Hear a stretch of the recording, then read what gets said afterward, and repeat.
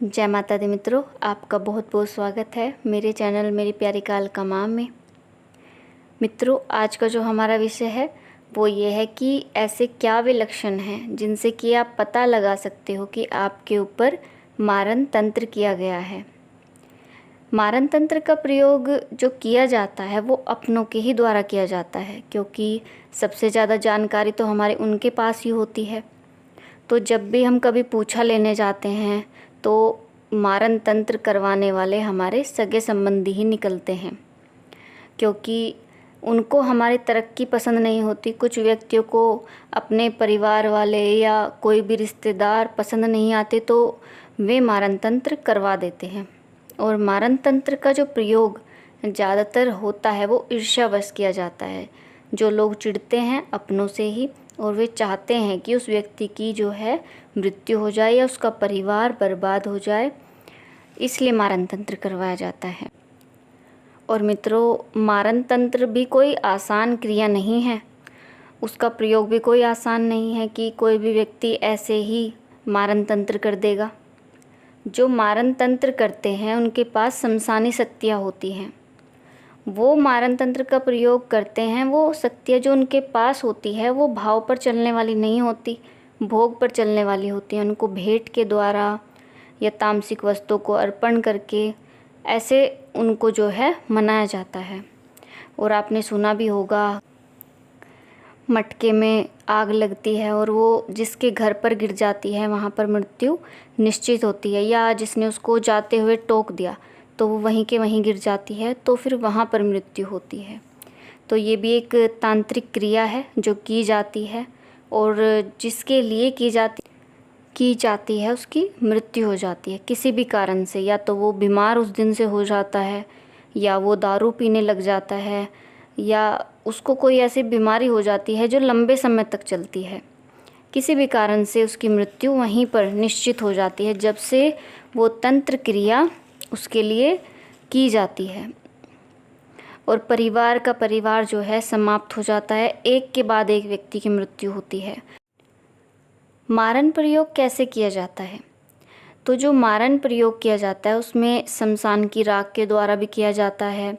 शमशान की राख जो है वो किसी भी तरीके से उस व्यक्ति को खिलाई या पिलाई जाती है, या तो चाय में, पानी में, मिठाई में, किसी भी तरीके से। उनका उद्देश्य होता है कि वो उनके शरीर में जाए, तभी वो उस नकारात्मक शक्ति को उसके शरीर में प्रवेश करवाते हैं। या फिर आपने छत पर कपड़े सुखा रखे हैं, आपके कपड़े किसी ने चुरा लिए, तो अगर आपके कभी भी कपड़े कोई चुरा लेता है तो आप डर जाते हो कि कहीं हम पर कोई तंत्र ना कर दे, तो हमारे कपड़े भी तंत्र में प्रयोग किए जाते हैं। और दरवाजे पर अगर आपको मांस के टुकड़े मिले, खून के धब्बे मिले, तब भी ये तंत्र के ही लक्षण हैं कि मारण तंत्र जो है वो किया गया है। घर के सामने यदि लौंग, बतासे मिले, नींबू मिले, जायफल मिले, तो वे भी लक्षण हैं कि यहाँ पर जो है कोई तांत्रिक क्रिया की गई है। तो मित्रों, ये लक्षण तो हो गए तंत्र प्रयोग के। और अब आपको क्या करना चाहिए? यदि आपको ऐसा अपने घर में, छत पर या घर के बाहर मिले तो फिर आप करोगे, पहले तो उस मांस के टुकड़े को या कोई भी वो जो तांत्रिक वस्तु पड़ी हुई है, बिना हाथ लगाए किसी अन्य वस्तु से उठाकर घर से दूर ले जाकर आप उसको जलाओ। घर आकर अपने घर को गंगा जल से शुद्ध करें, पूरे घर में गंगा जल छिड़के। और मित्रों, जिस घर पर मारण तंत्र किया जाता है उस घर में क्या लक्षण देखने को मिलते हैं? यदि वो तांत्रिक प्रक्रिया पूरी हो जाती है जिसके लिए भी वो की गई है, तो उस व्यक्ति के घर में जो है निश्चित अंतराल में मृत्यु हो जाती है। ये नहीं होता कि आज जो है मारण तंत्र कर दिया, कल उस व्यक्ति की मृत्यु हो गई, ऐसा नहीं होता। एक निश्चित समय निर्धारित किया जाता है तो उसकी मृत्यु धीरे धीरे होती है। वो पहले बीमार पड़ता है, वो स्वस्थ भी हो, चाहे स्वस्थ व्यक्ति भी अगले दिन से ही बीमार होना शुरू हो जाता है। तो सबसे पहले तो उसे उल्टी दस्त लगते हैं, ज़्यादातर उसको उल्टी दस्त की समस्या रहती है। जो खाएगा वो उल्टी के द्वारा उसका बाहर निकल जाएगा, पचेगा नहीं कुछ भी पेट में, और बीमार वो रहने लगता है। दवाई उसको कहीं की भी नहीं लगती, और जो भी खाता है वो उल्टी, पानी की कमी और पेट खराब उसका रहता है। खून की कमी आ जाती है, कमज़ोर वो इतना हो जाता है कि उसके शरीर में कुछ नहीं रहता, बुखार चढ़ता रहता है, कभी कुछ समय के लिए उतर गया फिर चढ़ गया, बुखार उसको बिल्कुल तोड़ देता है, उसके शरीर में कुछ नहीं छोड़ता।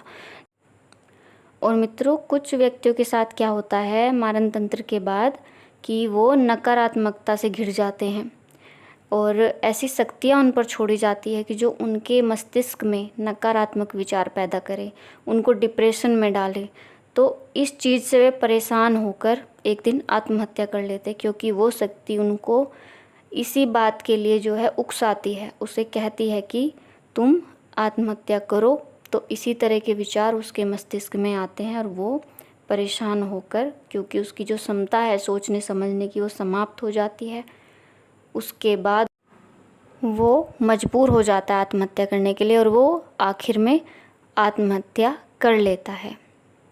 और मित्रों, कुछ व्यक्तियों के साथ होता है कि वो शराब पीने लगते हैं, दारू पीने लगते हैं, बिल्कुल नॉर्मल होते हैं और अचानक से दारू पीना प्रारंभ, और इतनी पीते हैं कि वो कुछ समय के बाद उनकी मृत्यु हो जाती है, क्योंकि उनका शरीर समाप्त होने लगता है।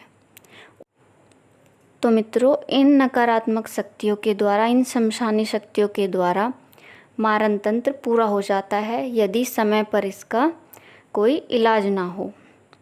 तो आप यदि इस तरह के लक्षण देखते हो तो आप सतर्क हो जाइए और एक अच्छे भगत के पास जाइए और अपने घर का इलाज करवाइए, माँ भगवती की सेवा करिए, उनकी जोत घर में जलाएं। माँ भगवती आपकी सदा रक्षा करे, माँ की कृपा आप पर बनी रहे। अब मैं अपनी बात को यहीं समाप्त करती हूँ और आशा करती हूँ कि आपको ये जानकारी पसंद आई होगी।